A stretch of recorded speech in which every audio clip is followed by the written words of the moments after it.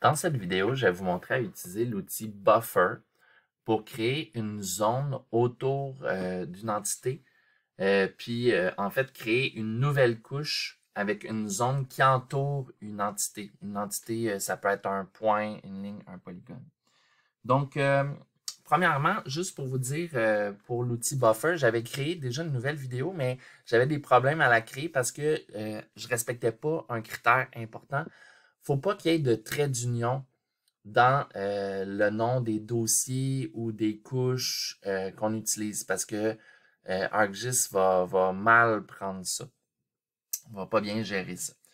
Ensuite, autre critère important, il faut utiliser des couches dans un système de coordonnées projetées.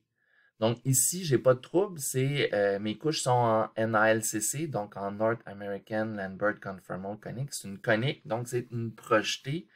Mais on ne peut pas utiliser un système de coordonnées géographiques puis utiliser cet outil-là.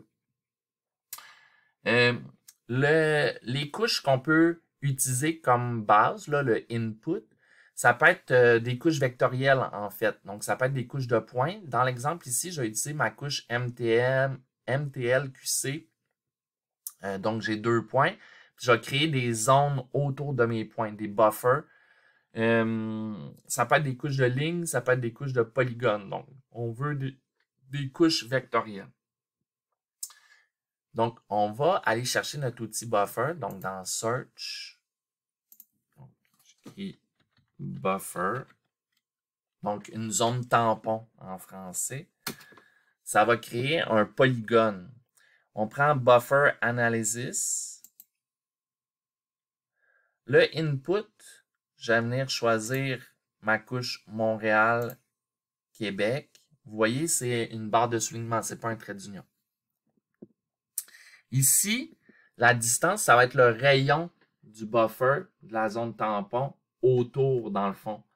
On peut choisir une distance fixe, donc en unité linéaire, ou on pourrait indiquer une colonne dans notre couche qui indique là, la distance pour chacun des points, si notre distance est variable pour chacun des points. Mais moi ici, je vais utiliser là, une distance fixe. Je vais aller choisir mes unités, donc je vais mettre ça en kilomètres, puis mettons que je veux une zone de 20 km autour de mes villes. Dernière chose, la nouvelle couche qui va être créée, ça peut créer un polygone pour chacune des entités. Donc, dans mon exemple ici, j'ai 2 villes, donc ça pourrait créer 2 polygones distincts. Dans la table attributaire, ça serait 2 lignes distinctes.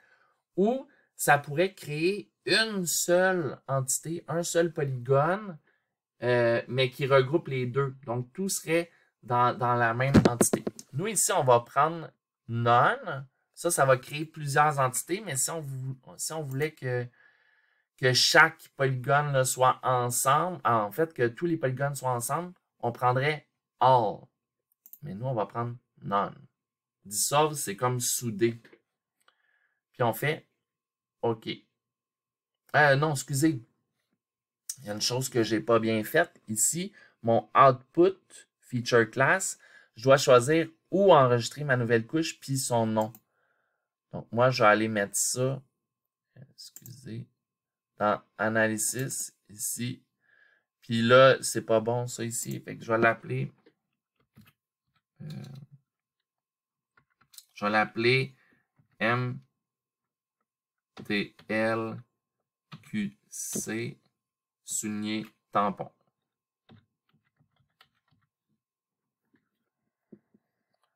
Tout en un mot.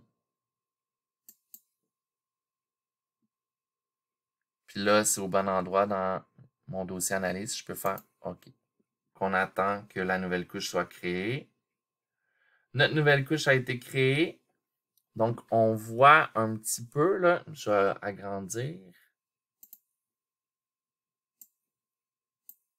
Ici, on voit nos 2 polygones. Si je vais voir ma couche ici, tampon, sa table attributaire, on a 2 lignes.